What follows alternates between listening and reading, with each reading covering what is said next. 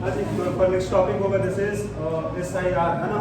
इसका full form क्या होगा? दिस वन इज, लिख लोगे आप, दिस इज स्टेरिक।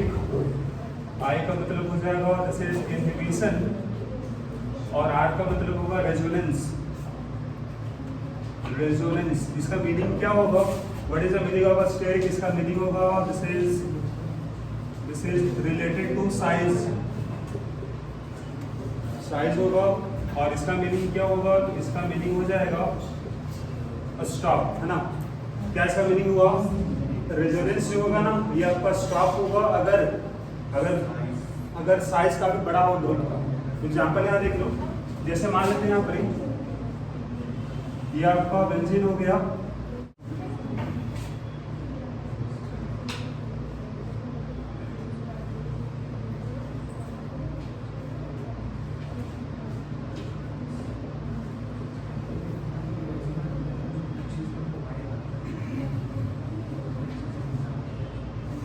आप जरा यहाँ ध्यान देना। आप ये देखो, क्या ये आपका दिस इज कार्बोक्सिलिक एसिड होगा ना, दिस इज COOH। क्या ये ग्रुप और बेंजीन, क्या यहाँ पर ये रेजोनेंस पॉसिबल होगा? कंजुगेशन होगा इसके बीच में, double bond, single bond, double bond, conjugation तो है ना, मतलब यहाँ रेजोनेंस अभी होगा। अगर ऑर्थो, इसको बोलेंगे this is known as ortho position. Ortho में अगर ग्रुप काफी बड़ा, जैसे यहाँ देख लो, ये ग्रुप काफी बड़ा ग्रुप यहाँ पर आ गया, इसकी तुलना में ग्रुप छोटा था CH3। तो अगर COOH होगा और ये खुद एक बड़ा ग्रुप है और बगल में एक और बड़ा ग्रुप आ गया, तो दोनों के जो रिपल्सिव फोर्स काम करेगा, उसके कारण ये आपका बेंजीन का प्लेन से बाहर चला जाएगा। बिकॉज ऑफ रिपल्सिव फोर्स वो चाहेगा दूर जा, तभी वो स्टेबल रहेगा। इसका मतलब ये हुआ कि अगर प्लेन से बाहर जाएगा मतलब रेजोनेंस तो नहीं कर पाएगा। रेजोनेंस कब होगा? जब एक प्लेन में होगा तभी तो रेजोनेंस होगा। रेजोनेंस मतलब क्या बोले थे? पाई बॉन्ड यहाँ शिफ्ट होगा और ये यहाँ शिफ्ट हो रहा है, तो ये पाई बॉन्ड यहाँ तभी बनेगा जब दोनों प्लेन में होगा, जब दोनों का p ऑर्बिटल जो होगा, जब दोनों पैरेलल होता है ना, पाई बॉन्ड बनाएगा। पाई बॉन्ड बनेगा जब दो p ऑर्बिटल, दो एटम है, दो p ऑर्बिटल है, पैरेलल दोनों का, तब p और पाई बॉन्ड बनता था। अगर एक पाई, अगर मान लो एक एटम इसका p ऑर्बिटल है और दूसरे का p ऑर्बिटल कुछ ऐसा है, इसमें पाई बॉन्ड नहीं बनेगा। पाई बॉन्ड बनेगा कब? जब दोनों पैरेलल होगा तब। पैरेलल कब होगा? जब दोनों प्लेन में होगा तब, राइट। तो यहाँ ये बताया जा रहा है आपको, because of larger size of group. Group क्या होगा यहाँ पे? जो रेजोनेंस जो दिखा रहा था, जो कंजुगेशन में था, वो प्लेन से अगर बाहर चला जाएगा तो रेजोनेंस नहीं दिखा पाएगा। इसलिए क्या लिखा गया आपका? स्टॉप हो जाएगा, रेजोनेंस स्टॉप हो जाएगा, ठीक है ना। उसको बोलते हैं हम लोग है SIR इफेक्ट, राइट। तो यहाँ आप लिख लो what is the meaning of SIR effect. आप यहाँ डिफाइन करो पहले आप, what is the meaning of SIR effect. इसका यहाँ पर ही स्टेटमेंट हो जाएगा, according to SIR effect, according to SIR effect, there is restriction in exhibition of resonance. Restriction in exhibition of resonance due to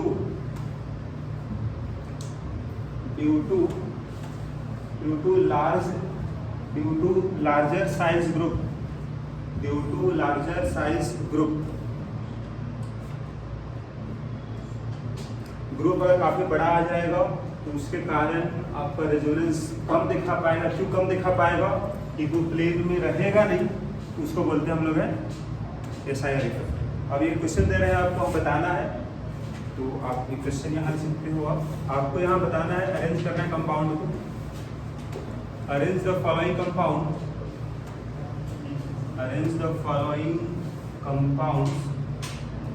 in increasing order of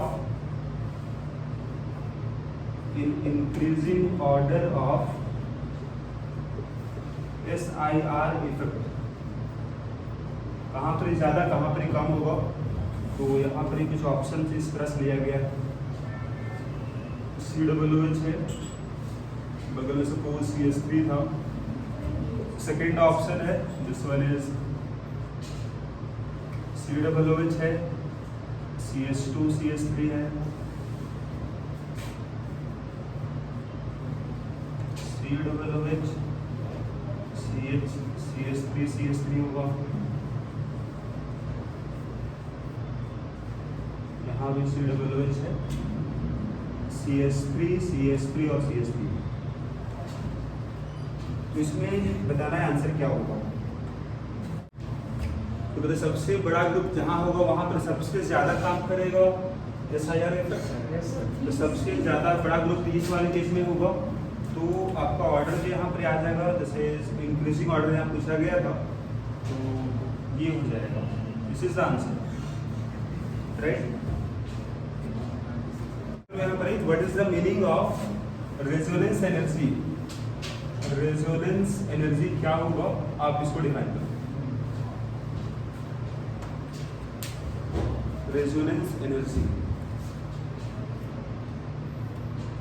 it is defined as difference. It is defined as difference of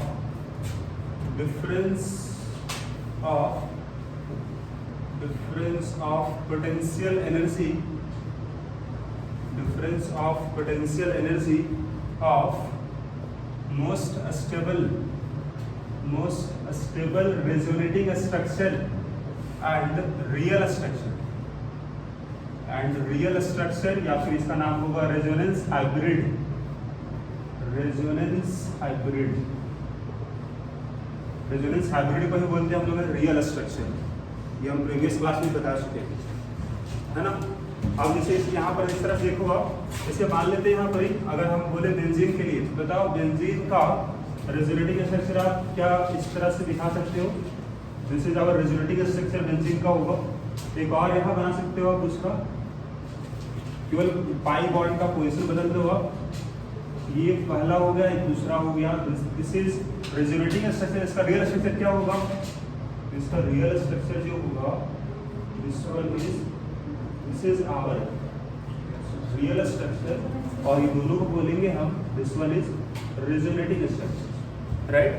तो अब हम यहाँ पर क्या बोले कि difference किसके बीच में होगा, तो मोस्ट स्टेबल रेजोनेटिंग स्ट्रक्चर और रियल स्ट्रक्चर।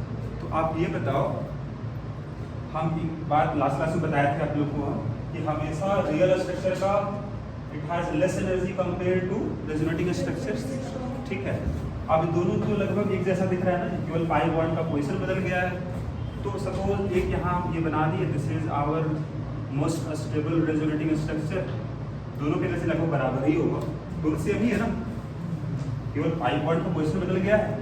तो कोई दोनों में से एक यहाँ बना दिया हम लोग। अब इसका रियल स्ट्रक्चर क्या है, रियल ये हो गया, तो उसका एनर्जी कम ही रहा होगा। सपोज उसका एनर्जी ये हो गया, बेंजीन ये हो गया real structure, this one is और रियल स्ट्रक्चर, या बोलो रेजोनेंस हाइब्रिड होगा, और दिस इज रेजोनेटिंग स्ट्रक्चर। अब दिस इज पोटेंशियल एनर्जी इस तरफ है, जो डिफरेंस ऑफ एनर्जी होगा इसी को बोलेंगे हम लोग दिस इज रेजोनेंस एनर्जी, इसी को डिफाइन किया जाएगा रेजोनेंस एनर्जी। तो आप डायग्राम भी इस तरह से बना सकते हो, बगल में बना लो इस तरह से। तो इसका यूज होगा अगर आपके पास अगर दो कंपाउंड है, कौन कंपाउंड ज्यादा स्टेबल होगा ये बताने के लिए काम आता है रेजोनेंस एनर्जी का। जिसका ज्यादा होगा रेजोनेंस एनर्जी वो ज्यादा स्टेबल होगा। तो आप यहाँ बता सकते हो इस तरह से। अगर बात करें इसका एप्लीकेशन पार्ट क्या होगा, एप्लीकेशन यहाँ बोलोगे आप कि रेजोनेंस एनर्जी जो है प्रोपोर्शनल टू क्या होगा, stability of compound, stability of compound. जिस कंपाउंड का ज्यादा होगा रेजोनेंस एनर्जी वो कंपाउंड ज्यादा स्टेबल होगा। अगर दो कंपाउंड आपको मिलेगा, कौन ज्यादा स्टेबल है कंपेयर करना अगर होगा, और वहां अगर दे दिया जाए आपको रेजोनेंस एनर्जी, तो जिसका ज्यादा होगा ना वो ज्यादा स्टेबल होगा। क्यों ज्यादा स्टेबल होगा, सिंपल सोचो आप यहाँ पर, जितना ज्यादा स्टेबल होगा उतना ये नीचे आएगा जी, उतना कम एनर्जी इसका होगा। अगर ये नीचे आएगा तो डिफरेंस और बढ़ेगा ना, जितना ज्यादा रेजोनेंस एनर्जी होगा उतना ज्यादा ये स्टेबल होगा। ये रिलेशन आप बगल में लिख लो इस तरह से करके। एक बात और, अगर सपोज इस क्वेश्चन में अगर वहाँ पर ही वैल्यू नहीं दिया गया आपका रेजोनेंस एनर्जी का, तो कैसे पता करो कौन ज़्यादा स्टेबल होगा? तो वहाँ आप पता करना होगा इस तरह से, जिसमें ज़्यादा होगा नंबर ऑफ रेजोनेटिंग स्ट्रक्चर वो ज़्यादा स्टेबल होगा। More number of resonating structure मतलब मोर स्टेबल। ऐसा क्यों बोले हम? क्योंकि what is the meaning of resonance? क्या बोले? डीलोकलाइजेशन ऑफ पाई बॉन्ड बोले, या फिर delocalisation of charge, plus charge minus charge. तो यहाँ देखो, जैसे मान लो आपके पास ये डबल बॉन्ड है और यहाँ CH2 है, यहाँ प्लस चार्ज है भैया, रेजोनेंस यहाँ पे होगा, बिल्कुल होगा। डबल बॉन्ड के बगल में प्लस चार्ज है। एक और एग्जाम्पल यहाँ देखो, सपोज है CH2 double CH double CH2। अगर यहाँ बोला जाए इस वाले केस में, यहाँ रेजोनेंस है जी, डबल बॉन्ड के बगल में सिंगल फिर डबल कंजुगेशन है, डबल सिंगल प्लस कंजुगेशन है, तो बता सकते हो इसका प्लस चार्ज जो डीलोकलाइज कहाँ पर ही होगा? जब यहाँ पाई बॉन्ड शिफ्ट होगा तो क्या बनाओगे? इसका रिजल्टिंग स्ट्रक्चर कुछ ऐसा बनाओगे, यहाँ बनेगा पॉजिटिव चार्ज। जरा यहाँ देखो, ये पाई बॉन्ड जब यहाँ शिफ्ट होगा तो नया क्या बनेगा इसका resulting structure? This is CH2 double bond CH यहाँ आ गया प्लस CH डबल बॉन्ड। एक और क्या बनेगा? फिर से देख लो, ये जब यहाँ आ गया तो नया क्या बनेगा? ये आपके पास CH2 यहाँ आ गया plus CH double bond CH और CH double bond CH, right. इसका मतलब क्या हुआ? इसका जो प्लस चार्ज था वो प्लस चार्ज यहाँ भी है, वो यहाँ भी है, मतलब पूरे मॉलिक्यूल में डिस्ट्रीब्यूटेड है, डीलोकलाइज्ड है। इसका प्लस चार्ज 3 जगह बटा हुआ है। एक तो यहाँ पर है, नहीं दिख रहा है, इस कार्बन में भी है, इस कार्बन में भी है। मतलब डिस्ट्रीब्यूट मतलब क्या हुआ? अगर इसका प्लस चार्ज डिस्ट्रीब्यूटेड होगा मतलब कहीं एक जगह चार्ज कम रहेगा, चार्ज कम होगा मतलब ज़्यादा स्टेबल होगा। वही अगर इसका यहाँ देख लो, इसका प्लस चार्ज केवल 2 जगह डिस्ट्रीब्यूटेड है, यहाँ पर है, दूसरा इस कार्बन पर है, ये यहाँ दिख रहा है। इसका चार्ज यहाँ पर 2 कार्बन में डिस्ट्रीब्यूटेड है और इसका प्लस चार्ज 3 दिख रहे हो, जो दिख रहा है आपको यहाँ पे, इसमें 3 रेजोनेटिंग स्ट्रक्चर हो गया, ज़्यादा स्टेबल होगा इस वाले से। क्यों? चार्ज इसका ज़्यादा डीलोकलाइज्ड होगा, कहीं एक जगह चार्ज कम ना हो जाएगा। अगर चार्ज आप बांट दोगे आप, है ना, अगर एक चार्ज है बांट रहे हो आप 2 जगह, बांट रहे हो 3 जगह बांटोगे तो वहाँ चार्ज कम आ जाएगा ना। चार्ज कम है तो ज़्यादा स्टेबल ना होगा। कोई भी अगर न्यूट्रल ज़्यादा स्टेबल होता है, अगर दोनों चार्ज ही है तो चार्ज इसमें कम होगा, ज़्यादा स्टेबल होगा। तो वही हम लिखा रहे हैं, मोर नंबर ऑफ रेजोनेटिंग स्ट्रक्चर मतलब क्या होगा? ज़्यादा स्टेबल होगा। इसे लिख लो आप यहाँ पर। स्टेबिलिटी तो लिख लेना आप लोग, stability of compound, stability of compound proportional to number of resonating structure, number of resonating structure. जितना ज़्यादा होगा रेजोनेटिंग स्ट्रक्चर उतना ज़्यादा स्टेबल होगा। एग्जाम्पल के लिए आप इसको बना सकते हैं, इसमें केवल 2 बनेगा स्ट्रक्चर, पहला और दूसरा। इस वाले केस में एक ये बनेगा, दूसरा ये बन जाएगा, तीसरा ये बनेगा। दोनों ज़्यादा स्टेबल कौन है? तो ज़्यादा स्टेबल नीचे वाला होगा। आप यहाँ बना दिखा सकते हो आप, ये दोनों अगर पूछा जाए आपको, ये दोनों में आपका ज़्यादा स्टेबल जो है नीचे वाला हो जाएगा मोर स्टेबल, ऊपर वाला इसके तुलना में लेस स्टेबल है, इसके कंपैरिजन में बोलोगे अगर आप तो कम stable. This is hyper conjugation, hyper conjugation. Hyper का मतलब हो जाएगा, हाइपर मीन्स हो जाएगा एक्सेस, और कंजुगेशन का मतलब तो बता ही चुके हैं हम लोग, resonance. This is excess, we can say conjugation. और ये कहाँ पर ही होगा बताएंगे इस वाले केस में। और इसका एक और भी नेम है, this is sigma pi conjugation. This is also known as sigma pi conjugation, और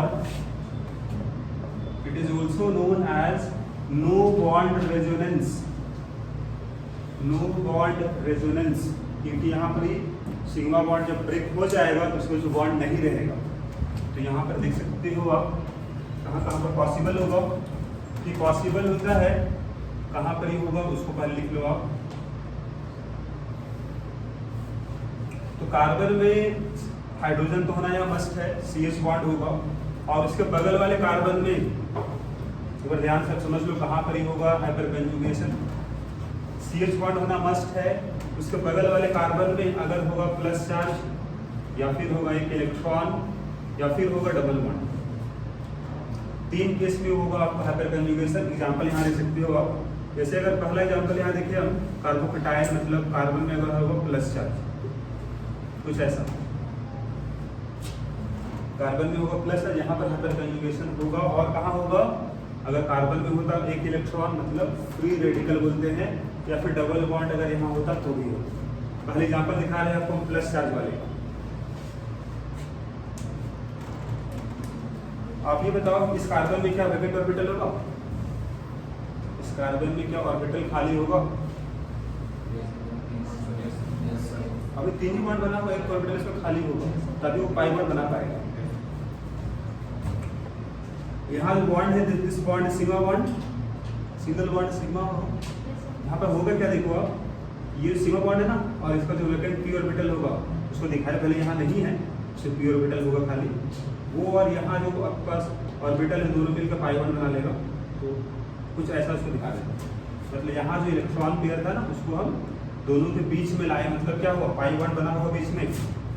तो क्या बना उसको बगल में दिखा दो आप, देख लो क्या ऐसा कुछ बना होगा। इसके बीच बॉन्ड टूट गया ना, तो क्या बना इधर, इसके बीच में यहाँ बॉन्ड है क्या, अभी बॉन्ड नहीं है, इसलिए इसका क्या नाम था, नो बॉन्ड रेजोनेंस, इसीलिए था because of this type of structure. अब इसके बगल में अगर हाइड्रोजन यहाँ है, ये भी हाइड्रोजन तो बगल में ही है, इस सबका बॉन्ड एंगल कितना होगा, बराबर ही तो होता है। कितना यहाँ बॉन्ड एंगल होगा 109.5 डिग्री। तो जिस तरह से ये हाइड्रोजन दिखाया हम उसी तरह से हम लोग यहाँ पर एक बगल वाले हाइड्रोजन को भी दिखाओगे आप, और दिखा भी लो अपना नोट्स में आप लोग यहाँ पर ही। जैसे अगर यहाँ पर हाइड्रोजन था, ये हाइड्रोजन भी सेम उसी तरह से दिखाएंगे, और ये बन जाएगा यहाँ बनेगा plus charge double bond CH2। उसी तरह से एक और यहाँ बनेगा स्ट्रक्चर,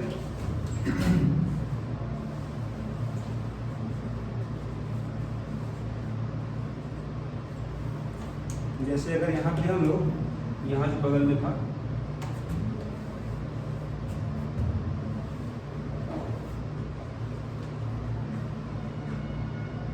यहाँ हो जाएगा प्लस चार्ज।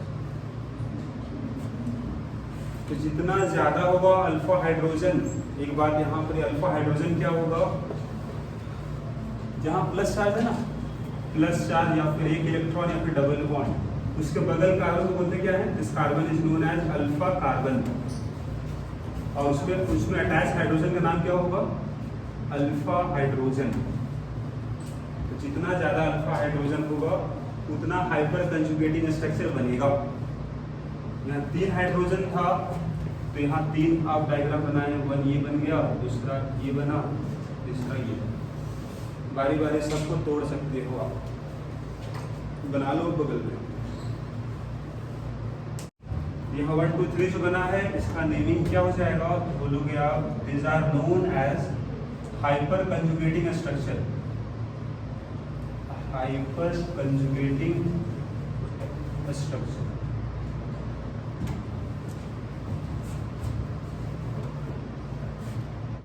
और कितना बनेगा, बनेगा आपका equal to number of alpha hydrogen. 3 था इसलिए 3 बनाए। अच्छा आप यहाँ ये सोचो कि इसका यूज कहाँ पर होगा, what is the application of hyper conjugation. तो जैसे यहाँ अगर प्लस है तो इसका मतलब इसका नेम क्या, दिस इज कार्बोकेटायन। कार्बन अगर प्लस है इसका मतलब इसका नाम क्या होगा, कार्बोकेटायन, बताएंगे आपको। तो अगर कंपेयर करना पड़े आपको स्टेबिलिटी ऑफ कार्बोकेटायन तो वहाँ इस्तेमाल होगा इसका। यहाँ जो प्लस है, यहाँ प्लस है क्या, कार्बन में जो प्लस चार्ज हो, प्लस यहाँ पर अब नहीं है, उसका मतलब क्या हुआ, न्यूट्रल बन गया। जितना ज़्यादा बनेगा हाइपर कंजुगेटिंग स्ट्रक्चर उतना ज़्यादा स्टेबल होगा, न्यूट्रल बन रहा है ना, चार्ज हट जा रहा है ना। तो जितना ज़्यादा होगा हाइपर कंजुगेटिंग स्ट्रक्चर उतना ज़्यादा स्टेबल बनेगा कार्बोकेटायन। ये एप्लीकेशन हो गया, हम दिखवाएंगे बाद में आपको। बाकी क्या हो रहा है अभी यहाँ केवल ये दिखाना, कर सकते हो ऐसा काम। चलो अब यहाँ हम ये देख लेते हैं कि number of hyper conjugating structure कितना होगा, हाइपर हाइपर कंजुगेटिंग स्ट्रक्चर कितना हो जाएगा, तो इक्वल टू होगा नंबर ऑफ अल्फा हाइड्रोजन के बराबर है। आपको पता करना है यहाँ पर, ये find number of alpha hydrogen पता करना है।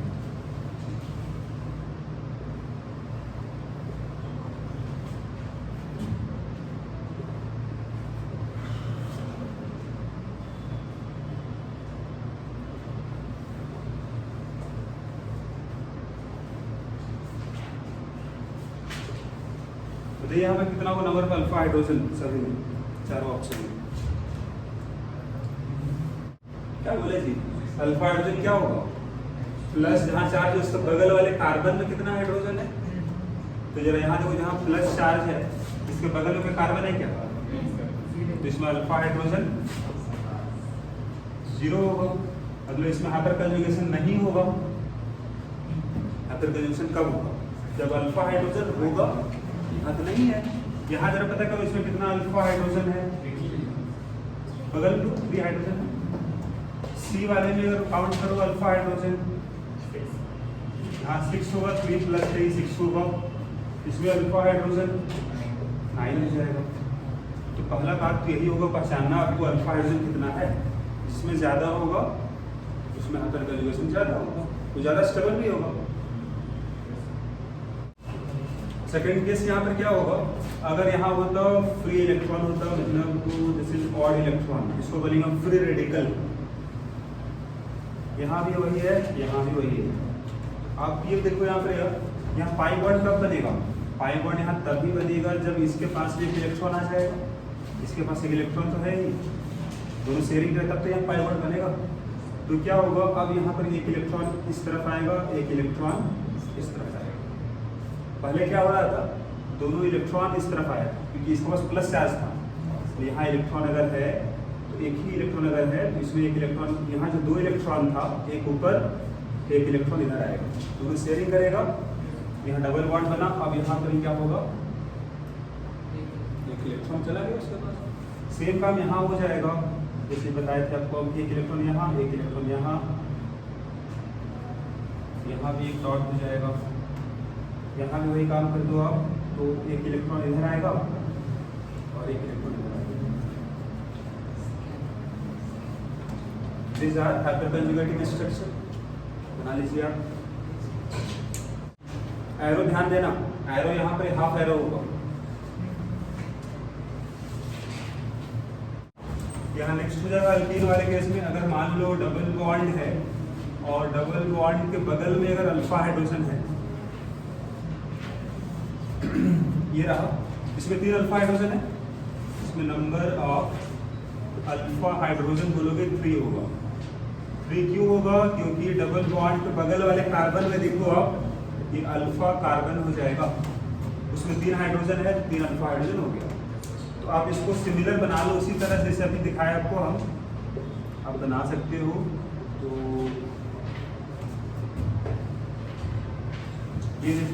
ये यहाँ आएगा और ये यहाँ पे आएगा, तो क्या बना होगा देखो, H+ हो जाएगा, यहाँ डबल बॉन्ड और ये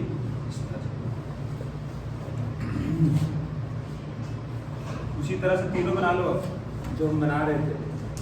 जब 3 हाइड्रोजन, तीनों को बारी बारी से ब्रेक करो।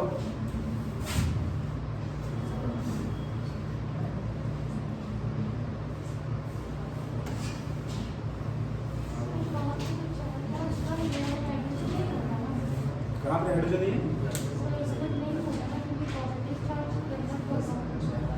ये जब यहाँ शिफ्ट हुआ यहाँ डेवलप हुआ प्लस।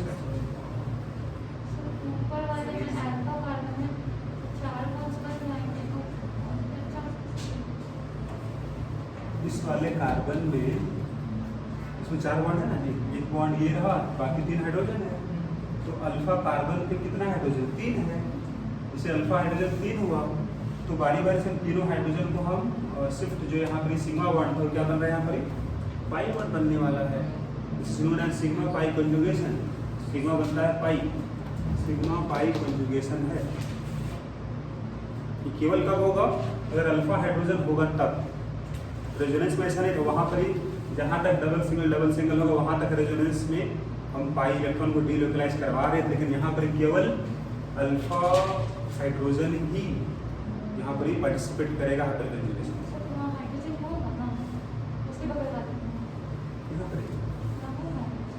हाइड्रोजन तो है यहाँ पर, ये अल्फा नहीं होगा। अल्फा हम किसको बोलेंगे, जो डबल बॉन्ड है ना जी, इसके बगल वाले कार्बन में, डबल दोनों के बीच में ना है, डबल बॉन्ड दोनों कार्बन के बीच में है, इसको बगल कार्बन को बोलेंगे अल्फा हम। ये अल्फा नहीं होगा, ठीक है। इंडक्टिव इफेक्ट क्या बताया, वहाँ दो बताए थे, प्लस आई माइनस आई। प्लस आई किसको बोले, जो इलेक्ट्रॉन डेंसिटी को डोनेट करेगा, पुश करेगा। और किसको बोले तो माइनस आई ग्रुप, जो इलेक्ट्रॉन डेंसिटी को अपनी ओर खींच लेगा। फिर बात हुआ रेजोनेंस का, रेजोनेंस आपका क्या था, plus R minus R. Plus R किसको बोले, जो इलेक्ट्रॉन डोनेट करेगा ग्रुप, प्लस आर ग्रुप, जो खींच लेगा उसको बोलेंगे माइनस आर। हाइपर कंजुगेशन 3 जगह केवल काम करेगा, कार्बोकेटायन प्लस चार्ज में एक इलेक्ट्रॉन अगर होगा, या तीसरा क्या अल्कीन, ठीक है। इंडक्टिव इफेक्ट जो था ये केवल काम करेगा सिग्मा बॉन्ड के क्रॉस, इंडक्टिव इफेक्ट। लेकिन रेजोनेंस जो था वो काम करेगा कहीं अगर डबल बॉन्ड होगा तभी काम करेगा, डबल या ट्रिपल बॉन्ड होना मस्ट है रेजोनेंस के लिए। जहाँ कंजुगेशन होगा वहीं काम करेगा रेजोनेंस। हाइपर कंजुगेशन का बस एक ही कंडीशन है, अल्फा हाइड्रोजन होना चाहिए, प्लस के बगल में, एक इलेक्ट्रॉन के बगल में, अल्कीन के बगल में, ठीक है। अब इसका यूज कहाँ होगा, इसका यूज होगा टू कंपेयर स्टेबिलिटी, है ना, तो stability of carbocation, carbon ion, फिर रेडिकल। कार्बोकेटायन क्या है, कार्बन आयन क्या है, क्या होगा उसको हम दिखाने भी करवाएंगे भी। तो हम लोग का नेक्स्ट टॉपिक जो होगा दैट इज इंटरमीडिएट्स, वो क्या होता है लिखवाएंगे पहले हम, और वो साथ में हम बताएंगे आपको, इसका एप्लीकेशन भी साथ में ही हो जाएगा। अगर हम बताएंगे कार्बोकेटायन क्या है, उसका स्टेबिलिटी ऑर्डर क्या हो जाएगा, तो वही हम यूज कर लेंगे हम इंडक्टिव को, रेजोनेंस को और हाइपर कंजुगेशन।